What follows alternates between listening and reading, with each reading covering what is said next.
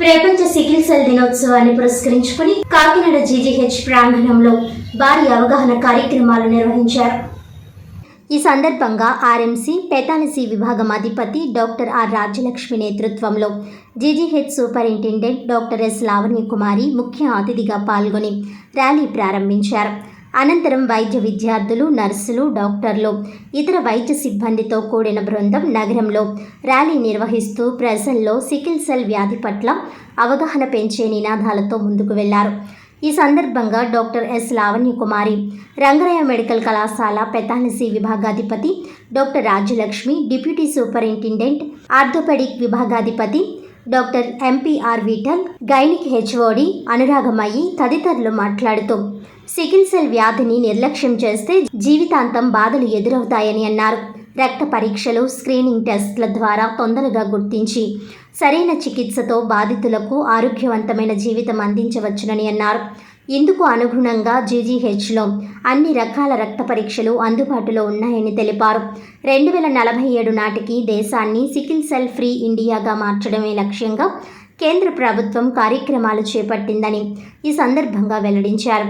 Sickle cell వ్యాధి గురించి ప్రజల్లో సరైన అవగాహన లేకపోవడం వల్ల చికిత్స ఆలస్యమవుతోందని, దీన్ని సమర్థవంతంగా ఎదుర్కోవాలంటే సామూహిక అవగాహన కార్యక్రమాలే మార్గమని అన్నారు. ఇంటిగ్రేటెడ్ కాంప్రహెన్సివ్ హెమోగ్లోబినోపతి సర్వీసెస్ ద్వారా జీజీహెచ్లో 3 రకాల రక్త పరీక్షలు ప్రజలకు అందుబాటులో ఉన్నాయని అన్నారు. ఈ అవగాహన కార్యక్రమం ద్వారా ప్రజల్లో ఆరోగ్యంపై చైతన్యం పెరగాలని తెలిపారు. ప్రతి ఒక్కరూ తన కుటుంబంలో, సమాజంలో సికిల్ సెల్ వ్యాధిపై ఓ 4 మాటలు చెప్పగలిగితే దీని నివారణ దిశగా గొప్ప ముందడుగు అవుతుందన్నారు. అవగాహన పెరిగి ముందస్తుగా పరీక్షలు చేయించుకుంటే ఒక ఆరోగ్యవంతమైన సమాజ నిర్మాణానికి ఇది దోహదం చేస్తుందని తెలిపారు. సాధారణ పరిస్థితుల్లో మేనరికం, దగ్గర సంబంధాల నేపథ్యంలో జరిగే వివాహాల కారణంగా పుట్టబోయే సంతానంలో ఈ వ్యాధి సంక్రమణ జరుగుతుందని, దాని ద్వారా కీళ్లు, ఎముకల రుగ్మతల బారిన పడుతున్నారని తెలిపారు. ప్రాథమిక స్థాయిలోనే పరీక్షలు నిర్వహించడం, అవగాహన కల్పన, ప్రజల్లో వ్యాధి మీద సమాచారాన్ని పెంచడం, జెనెటిక్ కౌన్సెలింగ్, వంశపారంపర్యంగా వ్యాపించే వ్యాధుల గురించి వివరణ ఇచ్చి వివాహాల సమయంలో జాగ్రత్తలు చెప్పడం, అవసరమైన మందులు, బ్లడ్ ట్రాన్స్ఫ్యూషన్ సౌకర్యాలు ఇవ్వడం, నవజాత శిశువుల స్క్రీనింగ్ చిన్నప్పుడే గుర్తించి త్వరితగతిన చికిత్స మొదలుపెట్టడం ద్వారా నేడు సికిల్ సెల్ వ్యాధి నివారణ సమర్థవంతంగా ఎదుర్కోవడం జరుగుతుందని తెలిపారు. ఈ కార్యక్రమంలో deputy superintendent doctor Srinivas, paediatric assistant professor doctor John Wilson, pathology assistant professor doctor Beulah, ICHS nodal officer doctor Kusaraju, nursing grade 1 superintendent N Sandhyarani, GGH nursing college principal Ashadevi, faculty Ganga Bhavani తదితరులు ర్యాలీలో పాల్గొన్నారు. అందరికీ నమస్కారం. ఈవేళ జూన్ 19వ తారీఖు వరల్డ్ సికిల్ సెల్ డేగా ప్రపంచం అంతా కూడా జరుపుకుంటుంది.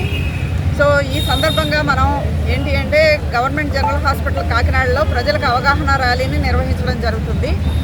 ఈ సికిల్ సెల్ అంటే ఏంటి? ఇప్పుడు ఎర్ర రక్త కణాలు, మన రక్తంలో ఎర్ర రక్త కణాలు, తెల్ల రక్త కణాలు, ప్లేట్లెట్స్ అని 3 రకాల కణాలు ఉంటాయి. ఈ కణాల్లో ఎర్ర రక్త కణాలు అనేవి మనకి ఆక్సిజన్ని శరీరం అంతా కూడా సరఫరా చేయడానికి చాలా ఇంపార్టెంట్, చాలా ముఖ్యమైన రక్త కణాలు. ప్రతి ఎర్ర రక్త కణం కూడా మనిషి శరీరంలో 120 రోజులు బ్రతుకుతుంది. సో ఇది గుండ్రంగా ఉంటుంది సాధారణంగా. ఈ జన్యుపరమైన తేడాలు ఉన్న ప్రజల్లో, మనుషుల్లో ఏమవుతుంది అంటే ఈ ఎర్ర రక్త కణాలు వాటి ఆకారం మార్చుకొని కొడవల ఆకారంలో, అంటే సికిల్లాగా తయారవుతాయి.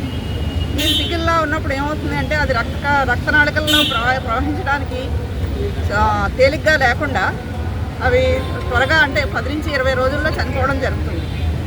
తర్వాత ఇవి స్టిక్కీగా ఉండడం వలన ఒకటే అంటుకొని రక్తపు ముద్దల్లాగా, అంటే క్లాట్స్ లాగా ఫామ్ అవడానికి కూడా ఛాన్సెస్ ఉంటాయి. సో దీనివలన మనిషి శరీరంలో ఆక్సిజన్ క్యారింగ్ కెపాసిటీ తగ్గిపోతుంది. సో దీనివలన మనిషి నీరసం అయిపోవడం, రక్తహీనత ఇలాంటి లక్షణాలు కనిపిస్తాయి. ఇది జన్యుపరంగా వచ్చింది కాబట్టి బైబర్త్ డిసీజ్ ఉంటుంది. ఇంకొకటి, ఈ రక్త కణాలు ఎప్పుడైతే క్లాట్స్ లాగా ఏర్పడినాయో అవి బాడీలో తక్కిన ఆర్గాన్స్కి రక్త సరఫరాను తగ్గిస్తాయి. ఈ తగ్గించడం వలన పెయిన్ ఇంక్రీజ్ అవుతుంది అన్నమాట అందరిలో. సో దీనివలన భారతదేశంలో దాదాపుగా 20,000 మంది మనుషులు ఈ సికిల్ సెల్ డిసీజ్తో బాధపడుతున్నారు. గవర్నమెంట్ ఆఫ్ ఇండియా 2047 కల్లా దీన్ని తగ్గించి ఒక ఆర్డర్లో పెట్టడానికి అని చెప్పేసి world sickle cell anaemia prevention ప్రోగ్రామ్తో దీన్ని తలపెట్టింది. సో ఈ భాగంగా మనం ఏంటి అంటే ప్రజలకు అవేర్నెస్ అన్నది, అంటే రక్తహీనతను ఎలా కనిపెట్టాలి, ఇది మేనరికం వివాహాలు చేసుకోవడం వల్ల మనకేంటివి అదేంటి డిసడ్వాంటేజెస్ ఉన్నాయి, ఇట్లాంటివి కూడా మనం అవగాహన కల్పిస్తున్నాం. దీనివల్ల ఏంటంటే గర్భిణీలు పోవడం కానీ, బరువు తక్కువ పిల్లలు పుట్టడం కానీ, ఎదుగుదల లేని పిల్లలు ఉండడం కానీ అవకాశం ఉంటుంది. సో ఇది ప్రజలందరూ గుర్తెరిగి తర్వాత వీళ్ళకి జీవితాంతం కూడా రక్తం మార్పిడి చేయాల్సి ఉంటుంది. అందుకని చెప్పి రక్తదానం కూడా ఇస్తే వాళ్ళ ప్రాణాలు నిలబెట్టిన ద్వారా అవుతారు. రంపచోడవరంలో చాలా మందికి ముఖ్యంగా ట్రైబల్ పాపులేషన్ ఈ వ్యాధి ఎక్కువగా ఉంటుంది. మన దగ్గర ఉన్న డాక్టర్స్ యాక్చువల్గా పరిశోధన చేసి రంప అన్నది కూడా కనుక్కున్నారు.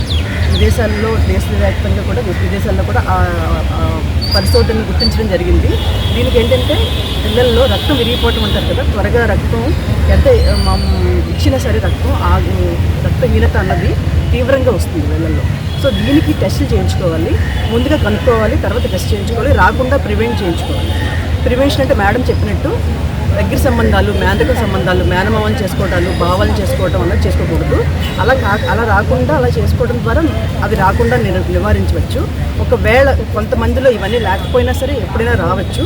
వచ్చినప్పుడు దాన్ని త్వరగా గుర్తించడం, అంటే ముఖ్యంగా చిన్నపిల్లల్లో కనుక చాలా తీవ్రమైన ట్రీట్మెంట్కి లొంగని రక్తహీనత అంటే ఎనీమియా కనుక వస్తే కనుక, దాంతోపాటు జాండీస్ కామెర్లు కనుక వచ్చి కడుపులో బల్ల పెరగటం, ఈ 3 లక్షణాలు ఉంటే ఇది ఏదన్నా ఈ రక్తం విరిగిపోయే ఎనీమియా ఏమో అని చెప్పి వెంటనే పీడియాట్రిషియన్ అంటే పిల్లల డాక్టర్ దగ్గరికి వెళ్ళి చూపించుకున్న తర్వాత అది వ్యాధి నిర్ధారణ చేయడం అన్నది కాకినాడలో ప్రభుత్వ ఆసుపత్రుల్లో ఫ్రీగా వితౌట్ ఏ కాస్ట్ లేకుండా 3 రకాల టెస్టులు చేస్తారు. సో ఆ టెస్టులు చేయించుకుని దాన్ని నిర్ధారించుకున్న తర్వాత ఇప్పటికీ పేషెంట్ దగ్గరికి డాక్టర్ దగ్గరికి కంటిన్యూస్గా టచ్లో ట్రీట్మెంట్ తీసుకుంటూ ఉండాలి. దానికి రక్త మార్పిడి చేసుకుంటూ ఉండాలి. దానికి పూర్తిగా తగ్గిపోతుంది ఇదే అనే ఒక ట్రీట్మెంట్ అయితే లేదు కాబట్టి ఎప్పుడూ జాగ్రత్తగా డాక్టర్తో ట్రీట్మెంట్ చేయించుకుంటూ ఉండాలి. సికిల్ సెల్ ఎనీమియా వలన బోన్స్ అండ్ జాయింట్స్ కూడా ఎఫెక్ట్ అవుతాయి. మోస్ట్లీ యంగ్ పేషెంట్స్లో హిప్ పెయిన్ వస్తే ఎండమిక్ ఏరియా ఆఫ్ ఏజెన్సీస్ కానీ endemic area of sickle cell ఉన్నప్పుడు definitely will suspect the sickle cell anaemia and investigate for the sickle cell anaemia. Some patients will present with arthritis, hip joint arthritis కానీ, లేకపోతే స్కాఫర్డ్ bone avascular necrosis కానీ, రకరకాల bones దీంట్లో 7 రకాల bones ఉన్నాయి. అన్నీ కూడా ఎఫెక్ట్ అయ్యి ఉంటాయి ఒక్కొక్కసారి. మోస్ట్లీ హిప్ జాయింట్ ఇన్వాల్వ్ అవుతుంది. హిప్ జాయింట్ ఇన్వాల్వ్ అయ్యి పెయిన్ వస్తుంది. పెయిన్ వచ్చి తర్వాత ఎవాస్కులర్ నెక్రోసిస్ అనే ప్రాబ్లం వస్తుంది. అలా వదిలేస్తే పేషెంట్కి ఎర్లీ ఏజ్లో హిప్ జాయింట్ ఆర్థరైటిస్ వచ్చి ఎండమిక్ ఏరియాలో, నేను వైజాగ్లో పనిచేసినప్పుడు వైజాగ్లో ఆ దగ్గరలో ఉన్న ట్రైబల్ ఏరియాస్ నుంచి చాలా పేషెంట్స్ సికిల్ సెల్ ఎనీమియాతో వచ్చి ఆర్థరైటిస్తో వచ్చేవారు. సో దానికి ట్రీట్మెంట్ రిప్లేస్మెంట్ తప్ప ఇంకేం లేదు. ఈ సికిల్ సెల్ ఎనీమియాని ముందుగా ఐడెంటిఫై చేసి మనం ట్రీట్మెంట్ ఇచ్చి ఆ రక్తహీనతని తగ్గించి బ్లడ్ జన్యుపరంగా వచ్చింది కనుక దానికి కొంచెం కాంప్లికేషన్ ట్రీట్మెంట్ చేయడం తప్పితే దాన్ని ప్రివెంట్ చేయడం కొంతవరకు పాసిబుల్ పూర్తిగా కాదు. దీనికి ట్రీట్మెంట్ ఉంది. దాన్ని ఎర్లీగా డిటెక్ట్ చేసుకుని ఎనీమియాని కరెక్ట్ చేసుకుని మిగతా ఆర్గాన్ ఇన్వాల్వ్ అవ్వకుండా ప్రివెంట్ చేస్తే ఆర్థోపెడిక్ ప్రాబ్లమ్కి ఆర్థరైటిస్కి రిప్లేస్మెంట్ అయితే హాస్పిటల్లో ఫ్రీగా చేస్తాం. Thank you. నేను డాక్టర్ జాన్ విల్సన్ అండి. John Wilson, assistant professor of paediatrics in GGH Kakinada. పిల్లల్లో సికిల్ సెల్ అనీమియా అనేది కామన్గానే చూస్తున్నాము. దానివల్ల వాళ్ళకి చాలా అనీమియా ఎక్కువ ఉంది. వాళ్ళ యొక్క గ్రోత్ ఎఫెక్ట్ అవుతుంది. సరిగ్గా గ్రో అవ్వట్లేదు. వాళ్ళు ఆహారం తినటం కూడా ఇష్టంగా తినరు. అనీమియా వల్ల వాళ్ళకి ఆకలి తగ్గిపోతుంది, గ్రోత్ ఉండదు, ఆకలి తగ్గిపోతుంది. వాళ్ళ స్కూల్ పర్ఫార్మెన్స్ తగ్గిపోతుంది. స్కూల్లో చదువుకోవటం కూడా వాళ్ళు సరిగ్గా చదవలేరు. బ్రెయిన్లో యాక్టివిటీ తగ్గిపోతుంది. సో ఇవన్నీ problems sickle cell anaemia, other అనీమియాస్లో కూడా వస్తాయి.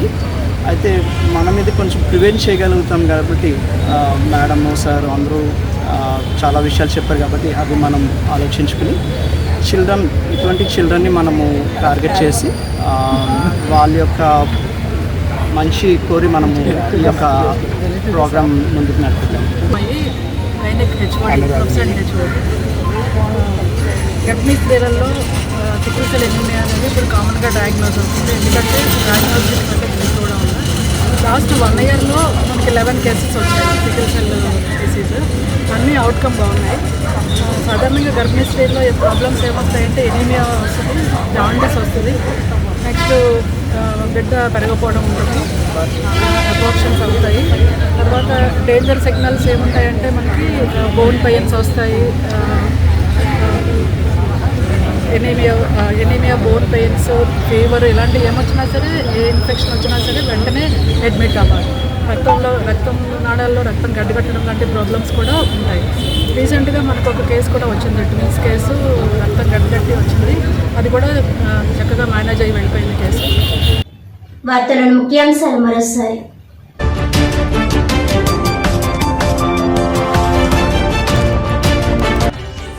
సికిల్ సెల్ దినోత్సవం సందర్భంగా అవగాహన ర్యాలీ.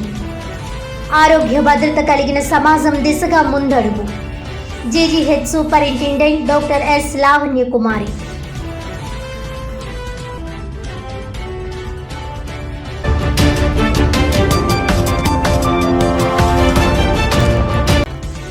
యోగాను ఖండాంతరాలకు విస్తరించిన ఘనత ప్రధాని మోడీదే. ఆంధ్రప్రదేశ్ పర్యాటక అభివృద్ధి మరియు మెప్మా ఆయుష్ల ఆధ్వర్యంలో కాకినాడ ఎన్టీఆర్ బీచ్ వద్ద యోగా శిక్షణ కార్యక్రమంలో పాల్గొన్న MP Tangella Uday Srinivas, rural MLA పంతం నానాసి.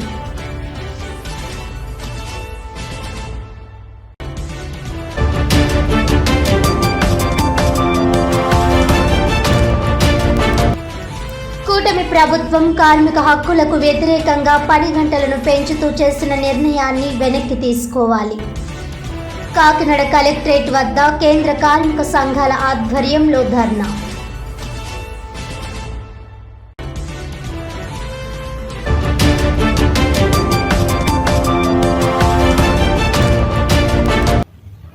ఈనాటి వార్త ఇంతటితో సమాప్తం. తిరిగి వచ్చే బులెటిన్లో మళ్ళీ కలుద్దాం. అంతవరకు సెలవు. నమస్కారం.